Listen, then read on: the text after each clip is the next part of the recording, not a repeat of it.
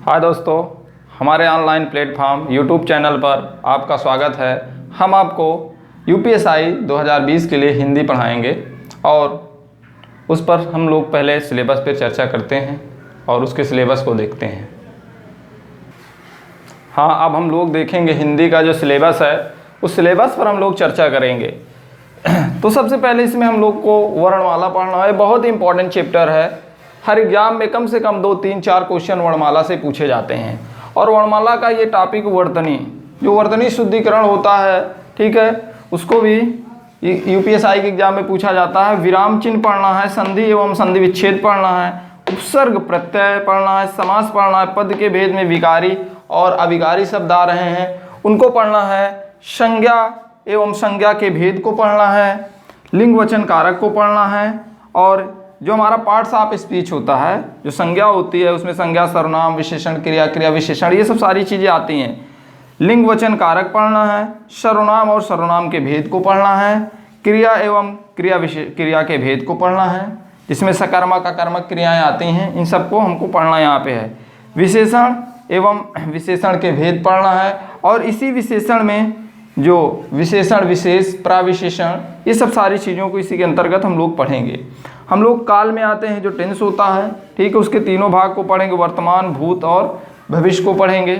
फिर वाच्य में आते हैं, वाच्य के तीनों भेद को हम लोग पढ़ेंगे, ठीक है। उसके बाद वाक्य शुद्धिकरण या अशुद्ध वाक्य को शुद्ध करना, ठीक है, इस टॉपिक को भी यूपीएसआई के सिलेबस में रखा गया है।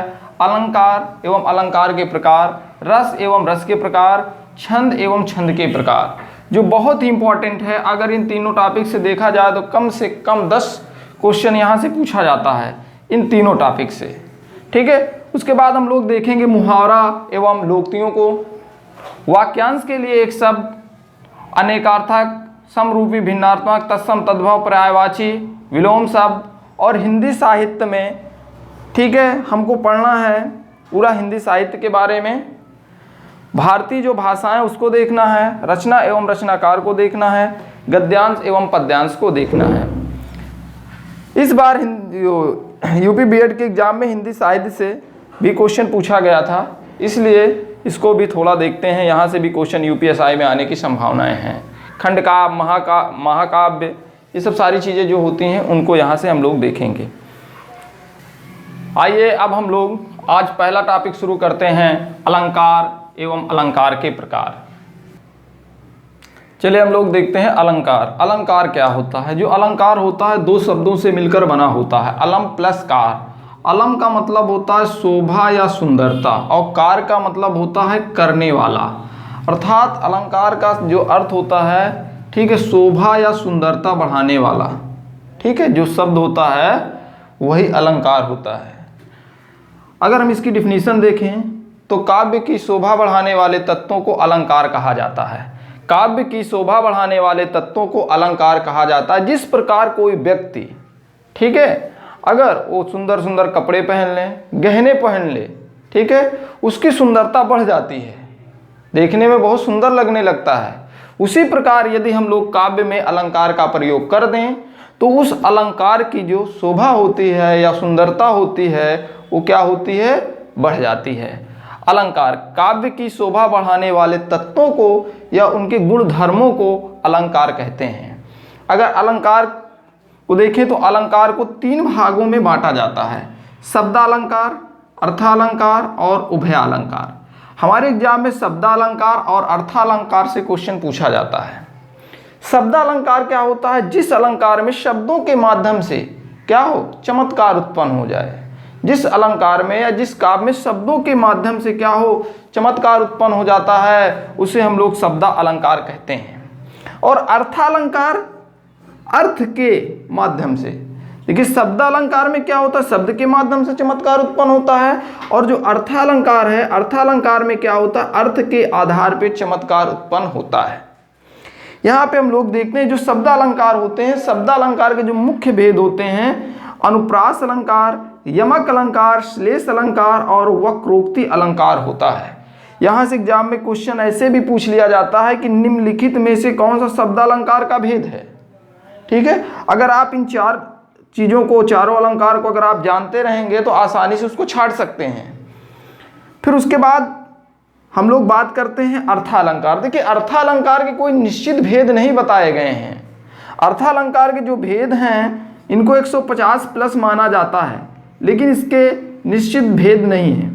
जो भी इंपॉर्टेंट चीज़ें इसमें हैं, जो महत्वपूर्ण अलंकार हैं, जो हमारे एग्जाम में पूछे जाते हैं, जो अलंकार के भेद हमने बताया अर्थालंकार में, अर्थालंकार के निश्चित भेद नहीं 150 प्लस बताए गए हैं, ठीक है। और जो हमारे एग्जाम में इंपॉर्टेंट अलंकार हैं हम उन अलंकार को यहाँ पे पढ़ेंगे। तो सबसे पहले हम लोग शब्दालंकार के भेद में जो पहला नंबर आता है अनुप्रास अलंकार का, हम लोग सबसे पहले अनुप्रास अलंकार को पढ़ेंगे। अनुप्रास अलंकार, इसमें सबसे पहला नंबर आता है अनुप्रास अलंकार। पहले समझ लेते हैं, फिर उसके बाद इसको हम लोग पढ़ेंगे। अनुप्रास क्या होता है, यमक क्या होता है और श्लेष क्या होता है। देखिए जो अनुप्रास होता है, अनु प्लस प्रास, ये दो शब्दों से मिलकर के बना होता है, ठीक है। अनु प्लस प्रास दो शब्दों से मिलकर बना होता है, जिसका मतलब होता है कि बार बार क्या हो, एक ही वर्ण की आवृत्ति हो, ठीक है। बार बार इस अलंकार में क्या होता है, कोई एक वर्ण दिया होता है, उसी की क्या होती, बार बार आवृत्ति। अब ये आवृत्ति वाक्य शुरू में भी हो सकती है, बीच में भी हो सकती है और अंत में भी हो सकती है। कोई जो शब्द है, जो आपका सेंटेंस दिया गया उसमें शब्द में देखेंगे, ठीक है, तो शुरू में भी होती है, बीच में भी होती है और अंत में भी होती है, ठीक है। अनुप्रास अलंकार के 5 भेद बताए गए हैं, ठीक है, जो एग्जाम में बहुत ज़्यादा पूछे जा रहे हैं। हम इन 5 भेद की चर्चा करेंगे।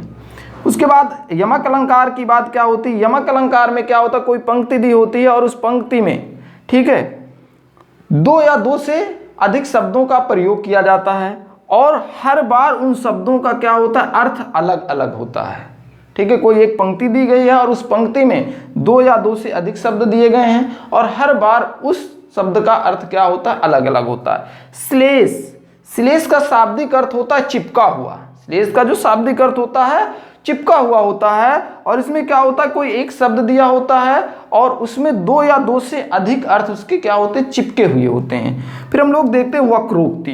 वक्रोक्ति ये 2 शब्दों से मिलकर के बना होता है, वक्र प्लस उक्ति। वक्र प्लस उक्ति, इसका मतलब वक्र का मतलब होता है टेढ़ा और उक्ति का मतलब होता है कथन, ठीक है।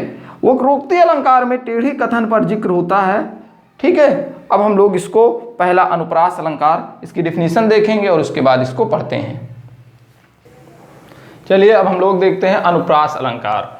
अनुप्रास अलंकार की यदि हम लोग डेफिनेशन देखते हैं तो अनुप्रास अलंकार आपको मैं बता चुका हूं कि जहां पे क्या हो, वर्ण की बार बार आवृत्ति हो, वह अनुप्रास अलंकार होता है। तो वर्ण की आवृत्ति देखिए कभी कभी क्या होती है, लगातार 2 वर्ण दिखाई पड़ते हैं, कभी कभी क्या होता है लगातार 2 से अधिक वर्ण दिखाई पड़ते हैं, ठीक है।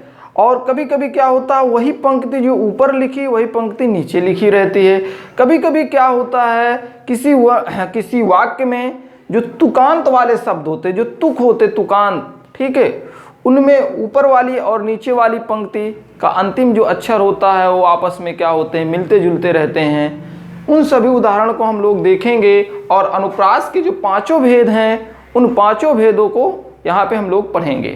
तो सबसे पहले आपको बताया गया अनुप्रास अलंकार, ठीक है, जहाँ एक ही वर्ण की आवृत्ति क्या हो, लगातार कई बार हो, वहाँ पे कौन सा अलंकार होता है, अनुप्रास अलंकार। जैसे एक उदाहरण देखते हैं, यहाँ पे आप देख रहे हैं जा की आवृत्ति हो रही है, ठीक है, या फिर आप या को देखोगे, या की आवृत्ति लगातार हो रही है। भा, यहाँ पे भा है, यहाँ पे भा है, आप देख रहे हैं, यहाँ पे इनकी क्या हो रही है, बार बार आवृत्ति हो रही है। फिर आपने देखा यहाँ पे बा की आवृत्ति, यहाँ पे बा की आवृत्ति, ये 2 बार हुई है लगातार। आपने यहाँ पे देखा ये 3 बार लगातार हुई है, ठीक है। कोई जरूरी ही नहीं कि पहले ही वर्ण की आवृत्ति बार बार हो, ठीक है। बहुत से आपको उदाहरण मिलेंगे और उसमें क्या होगा, अंतिम वाले, जैसे इसमें या और या की बात हो रही है, या अंतिम वर्ण है, यहाँ पे इसकी आवृत्ति हो रही है, तो अंतिम वर्ण की आवृत्ति आपको मिलेगी। कहीं कहीं जो बीच का शब्द होता है उसकी आवृत्ति आपको बार बार मिलती है, तो वहाँ पे अनुप्रास अलंकार होता है। अब हम लोग क्या करेंगे, अनुप्रास अलंकार के जो 5 भेद आपको बताया जा रहे हैं, अगर उन 5 भेदों को हम लोग पढ़ लेंगे तब जा करके हमारा अनुप्रास पूर्ण रूप से कंप्लीट हो जाएगा।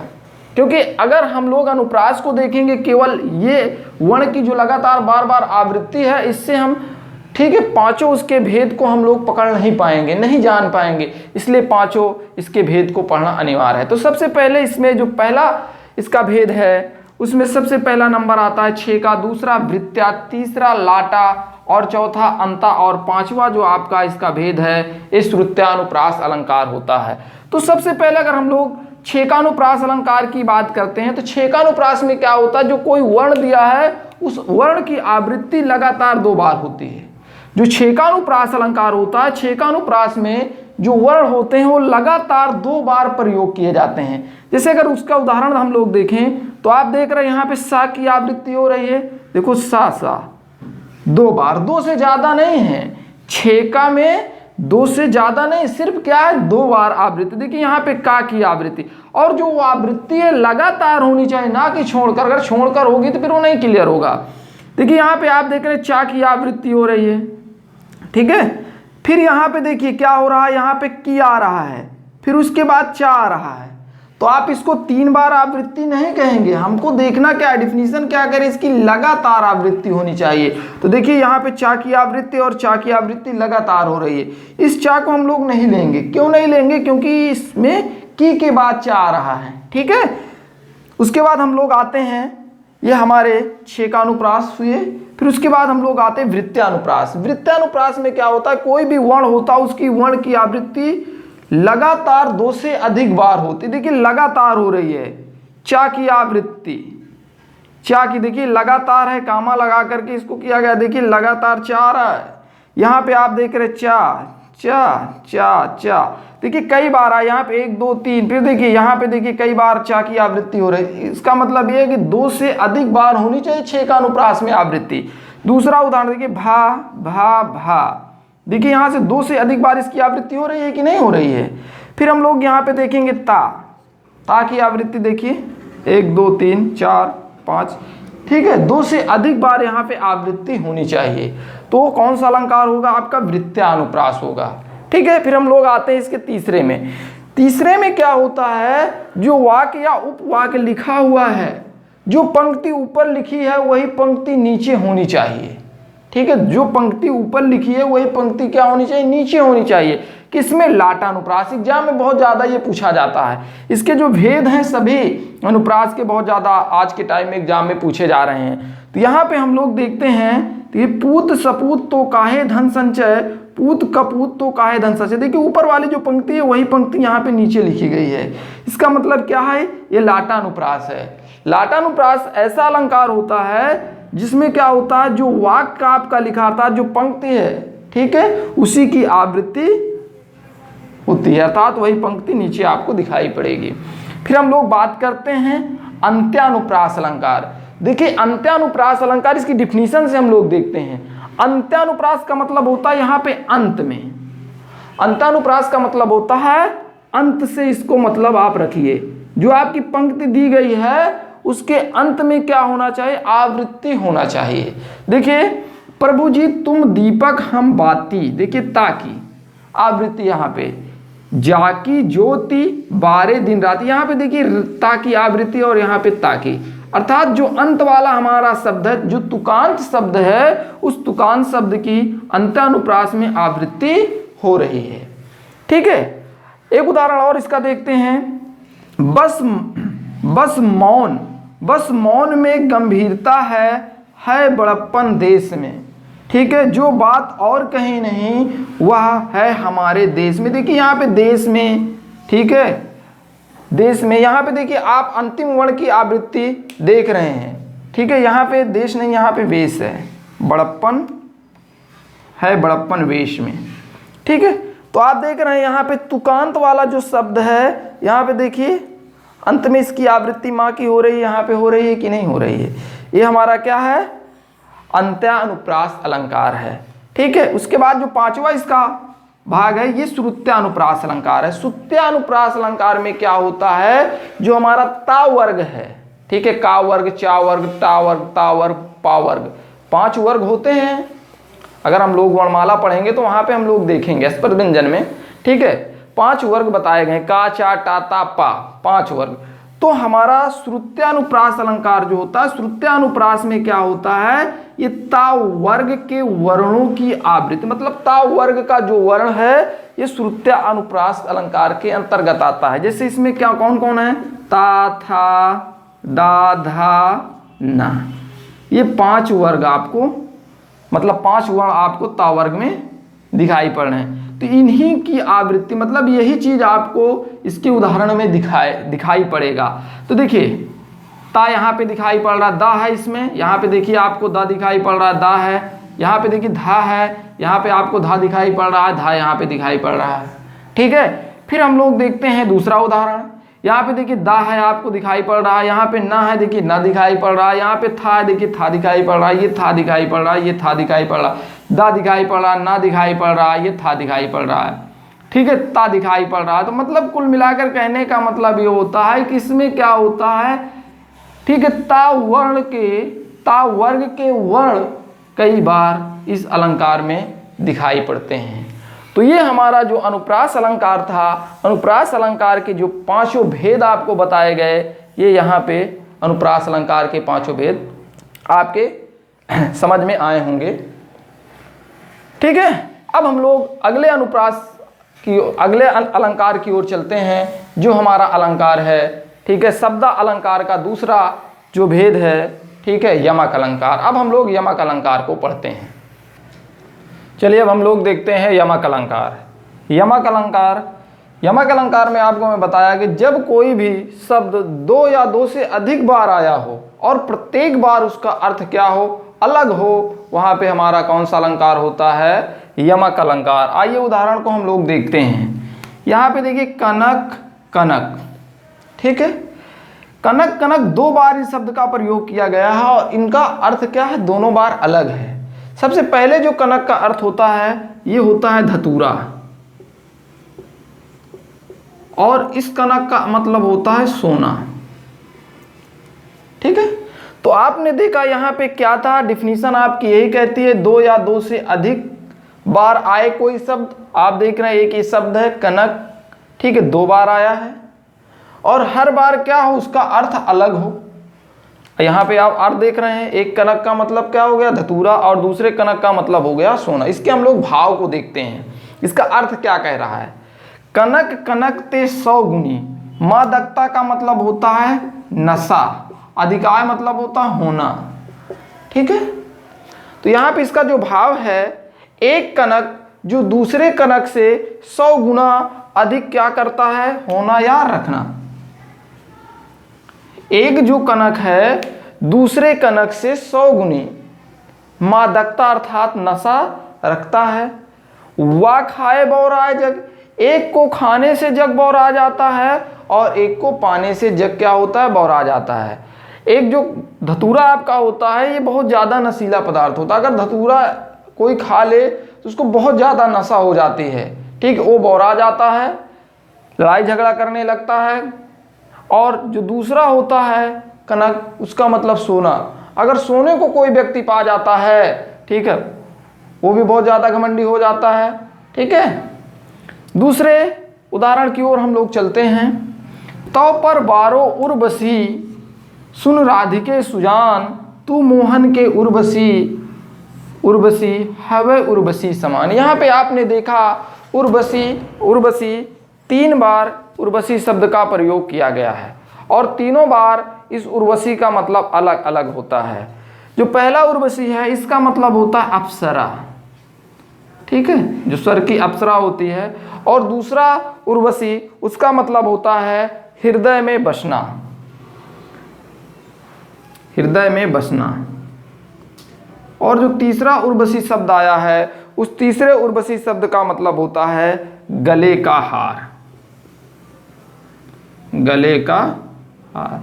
तो आपने यहाँ पे देखा उर्वशी 3 बार प्रयोग किया गया और तीनों बार इसके अर्थ क्या हैं, अलग अलग हैं। कौन सा अलंकार होगा, यमक अलंकार होगा। ठीक है, अब इसके हम लोग भाव को देखते हैं। एक जो सखी है राधा जी से कहती है, ठीक है, तो पर वारो उर्वशी सुन राधिके सुजान, हे राधा रानी, ठीक है, तुम पर मैं तो स्वर्ग की अप्सरा को भी वारती हूँ, तू मोहन के उर्वशी, मोहन यहाँ भगवान श्री कृष्ण को कहा गया है, ठीक है। तुम हमेशा, ठीक है, भगवान श्री कृष्ण के हृदय में गले का हार, जो गले का हार होता है, गले के हार के समान, जिस प्रकार गले में हार होता है वो हमेशा हमारे हृदय में बसा होता है, उसी प्रकार तुम मोहन के हृदय में गले के हार के समान बसी रहती हो, ठीक है। मैं तो तुम पे स्वर्ग की अप्सरा को भी वारती हूँ, ठीक है। हम लोग तीसरे उदाहरण पे चलते हैं।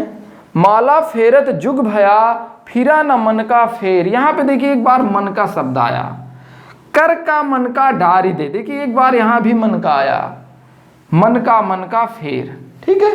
यहाँ पे देखिए 3 बार मन का शब्द आया, लेकिन यहाँ पे इस मन का और इस मन का में ही हमारा यमक अलंकार है, ठीक है। यहाँ पे कह रहा है, कबीर दास जी कह रहे हैं, यहाँ पे हम लोग सबसे पहले मनका का मतलब देखते हैं। यहाँ पे मन का मतलब होता है स्वभाव, किसी व्यक्ति का स्वभाव कैसा है, ठीक है, उसकी आदत क्या है, इसका भी मतलब वही स्वभाव या आदत होता है। और कर का, मन का मतलब यहाँ पे जो दूसरा अर्थ होता है, मन का मतलब होता है मोती की माला, मोती की माला, ठीक है। तो आपने देखा यहाँ पे मन का शब्द आया और यहाँ पे मन का शब्द आया, इन दोनों मन का शब्द का अर्थ क्या है, अलग अलग है, ठीक है। इसके हम लोग भाव को देखते हैं। देखिए यहाँ पे क्या है, कबीर दास जी कहते हैं कि माला फेरते फेरते जुगों बीत गया है। कबीर दास जी कह रहे हैं कि माला फेरते फेरते, भगवान का जाप करते करते कई युग बीत गया है, फिरा न मन का फेर, फिर भी आपका जो स्वभाव है, आपकी जो आदत है, अभी वो बदली नहीं है। कर का मन का डार दे, कर मतलब होता है हाथ, ठीक है। कबीर दास जी कह रहे हैं आपने हाथों में जो मोती की माला लिया है, अब उस मोती की माला को रख दीजिए, ठीक है, आपके मन का स्वभाव बदलेगा नहीं, ठीक है। इसका ये अर्थ हुआ। हम लोग अगले उदाहरण पे चलते हैं। चौथा उदाहरण है, जेते तुम तारे तेते नभ में ना तारे। यहाँ पे देखिए तारे तारे 2 बार प्रयोग किया गया है, ठीक है। और इन दोनों तारे का मतलब क्या होता है, अलग होता है, ठीक है। जेते तुम तारे तेते नभ में ना तारे, एक तारे, इस तारे का मतलब होता है उद्धार करना, इस तारे का मतलब होता है उद्धार करना, और इस तारे का मतलब जो समान सा हमारा तारा होता है, ठीक है। तो यहाँ पे कह रहे हैं, कवि कहता है कि जेते तुम तारे, हे भगवान जितने लोगों का तुमने क्या किया, उद्धार किया है, उतने नभ में तो तारे भी नहीं है। तो यहाँ पे 2 बार तारे शब्द आया और दोनों बार तारे शब्द का अर्थ क्या हुआ, अलग हुआ। 5वां उदाहरण, काली घटा का घमंड घटा। देखिए यहाँ पे 2 बार घटा घटा शब्द प्रयोग किया गया है। काली घटा, इस घटा का मतलब होता है बादल, और इस घटा का मतलब होता है कम होना, ठीक है। तो काली घटा का घमंड घटा, अर्थात जो काला बादल था, आसमान में बहुत ढेर सारे काले बादल दिखाई पड़ रहे थे, लेकिन वर्षा नहीं हुई। उसके पास जो घमंड था कि बहुत ज़्यादा बादल काले छाए हुए हैं, बहुत तेज़ी से वर्षा होगी, लेकिन वर्षा नहीं हुई और उसका जो घमंड था वो कम हो गया, ठीक है। उम्मीद करते हैं ये चीज़ें आपको यहाँ पे अच्छे से समझ में आई होगी। आपको मैंने कई उदाहरण दिया। अगर आपके यमक से पूछता है तो इससे बाहर का उदाहरण नहीं होगा, फिर भी आप और देख लीजिएगा, लेकिन प्रैक्टिस कराएंगे तो उसमें सब सारी चीज़ें क्लियर हो जाएंगी। और भी अगर उदाहरण आता है तो उसके भाव को बता करके, ठीक है, उन सब सारी चीज़ों को क्लियर करते हैं। चलिए अब हम लोग देखते हैं श्लेष अलंकार। आपको मैं बताया कि श्लेष का शाब्दिक अर्थ होता है चिपका हुआ।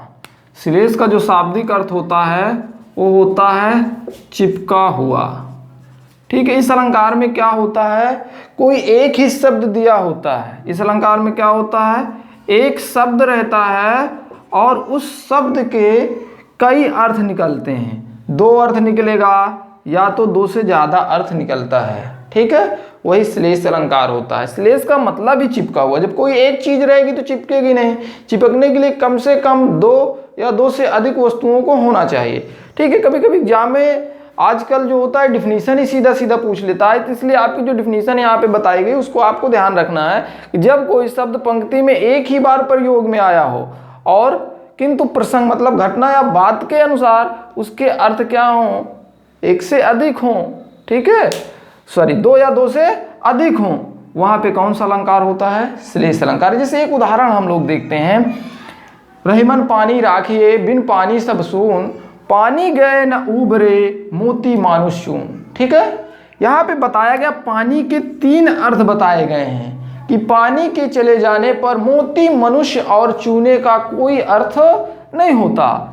इसके उदाहरण को हम लोग यहाँ पे देखेंगे और समझेंगे। देखिए सबसे पहला, ठीक है, इसका जो अर्थ होता है, पानी के जो 3 अर्थ बताए गए उनको हम लोग देखते हैं। तो जो पानी का जो पहला अर्थ होगा, ठीक है, वो मोती के संदर्भ में। ठीक है, जब पानी में मोती नहीं रहेगा तो उसमें चमक ही नहीं आएगी, इसलिए जो पानी का पहला अर्थ हुआ है उसका मतलब यहाँ पे मोती के संदर्भ में चमक से लिया गया है। ठीक है, फिर अगर इसके दूसरे अर्थ को हम लोग देखें मनुष्य के अर्थ में, मनुष्य के अर्थ में अगर इसके दूसरे अर्थ को देखें तो इज्जत और सम्मान होता है। क्या होता है? इज्जत या सम्मान। कहते हैं ना, उस मनुष्य का इज्जत खत्म हो गई। ठीक है, पानी पानी हो गया, शर्मिंदगी महसूस करना। ठीक है, तो यहाँ पे जो दूसरा अर्थ है पानी का, वो मनुष्य के संदर्भ में है। ठीक है, और मनुष्य के संदर्भ में क्या होता है? इज्जत या सम्मान खत्म हो जाना। तीसरा इसका जो पानी का अर्थ बताया गया है चून। यहाँ पे देखिए चून का मतलब होता है, चून के संदर्भ में जो पानी का अर्थ बताया गया है चूना या तो आटा। ठीक है, अब देखिए अगर पानी नहीं रहेगा तो चूना बुझेगा कैसे? भाई चूना तो ऐसे होता है, ठीक है, जब पानी में ही डालकर उसको बुझाया जाता है तब वो खाने योग्य होता है। अगर पानी नहीं रहेगा तो उस चूने का मतलब ही क्या है? ठीक है, उसी प्रकार अगर इसका अर्थ आटे से लिया जाता है, अगर जब तक पानी नहीं रहेगा तब तक रोटी कैसे बनेगी? केवल ऐसे खाली आटे से रोटी नहीं बनाई जाती। ठीक है, तो ये बात आपको समझ में आई होगी। फिर अब हम लोग अगले उदाहरण पर चलते हैं। अगला उदाहरण है, सुबरन को खोजत फिरत कवि व्यभिचारी चोर। कौन कौन खोज रहे? कवि, व्यभिचारी और चोर। जो सुबरन है, सुबरन के यहाँ पे 3 अर्थ बताए गए हैं और तीनों का अर्थ अलग अलग हम लोग यहाँ पे समझते हैं। सुबरन इसका मतलब होता है सुंदर वर्ण। देखिए इसका जो कवि से तात्पर्य है, अगर कवि के संदर्भ में इसका अर्थ लिया जाए तो देखिए जो कवि होता है वो कविता लिखने के लिए सुंदर वर्ण की तलाश करता है। सुवर्ण, देखिए सुबरन, तो यहाँ पे जो कवि होता है वो कविता लिखने के लिए सुंदर वर्ण की तलाश करता है। चाहे इसको आप वर्ण कह सकते हैं या तो फिर शब्द कह सकते हैं। ठीक है, और जो व्यभिचारी होता है, व्यभिचारी वे लोग होते हैं जो हमेशा भोग विलास की इच्छा रखते हैं। ठीक है, तो जो व्यभिचारी होता है वो व्यभिचारी के अर्थ में जो सुबरन का अर्थ होता है सुंदर रंग। सुंदर रंग का मतलब होता है सुंदर स्त्री से। ठीक है, और जो इसका तीसरा अर्थ बताया गया है सुबरन का, वो चोर के संदर्भ में बताया गया है। तो यहाँ पे जो चोर होता है वो हमेशा सोना या इसको आप स्वर्ण कह सकते हैं, वो हमेशा इसकी तलाश करता है, खोज करता है। ठीक है, तो आपको यहाँ पे सुबरन के तीनों अर्थ बता दिए गए हैं। सुबरन का जो पहला अर्थ बताया आपको सुंदर वर्ण, ठीक है, जो कवि होता है कवि के संदर्भ में कविता लिखने के लिए सुंदर वर्ण की इच्छा करता है हमेशा, और जो व्यभिचारी होता है वो सुंदर रंग या सुंदर स्त्री की इच्छा रखता है, और जो चोर के संदर्भ में जो सुबरन का अर्थ बताया गया वो सोना या स्वर्ण से है। एक बहुत ही अच्छा उदाहरण है जो हमेशा कंफ्यूज करता है। ये तीसरा उदाहरण हम लोग देखते हैं, बहुत अच्छा उदाहरण है। यहाँ पे बताया गया है, जो रहीम गत दीपक की कुल कपूत की सोए, बारे उजियारे करे बड़े अंधेरे होए।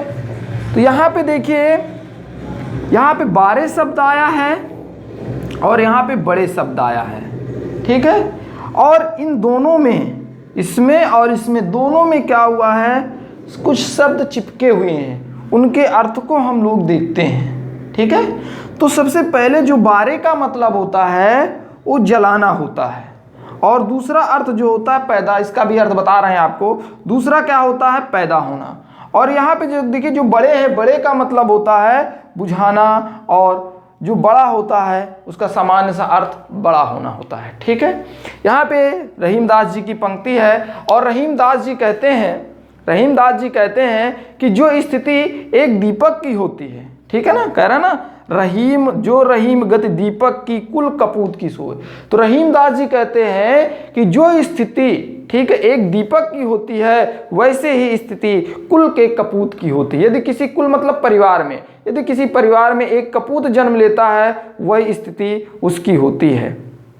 यदि किसी परिवार में कोई कपूत जन्म लेता है तो उस परिवार की स्थिति उसी दीपक की मतलब भांति हो जाती है।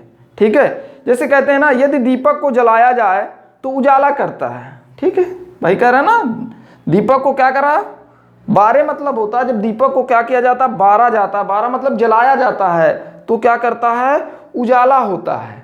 ठीक है, और यदि उसको बुझा दिया जाए तो क्या होता है, अंधेरा हो जाता है।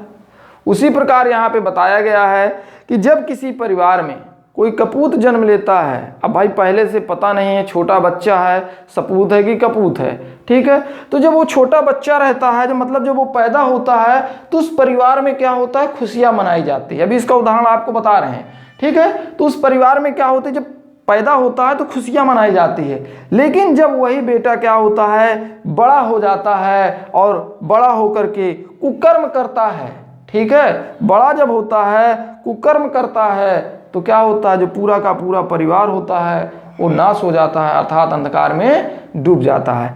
जैसे आप देखते हैं जब दुर्योधन पैदा हुआ था, ठीक है, तो बहुत ज़्यादा खुशियां मनाई गई, क्योंकि तो उस समय पता नहीं था कि जो दुर्योधन है कौन है, सपूत हैं कि कपूत हैं। सपूत का मतलब अच्छा पुत्र, कपूत का मतलब जो खराब हो।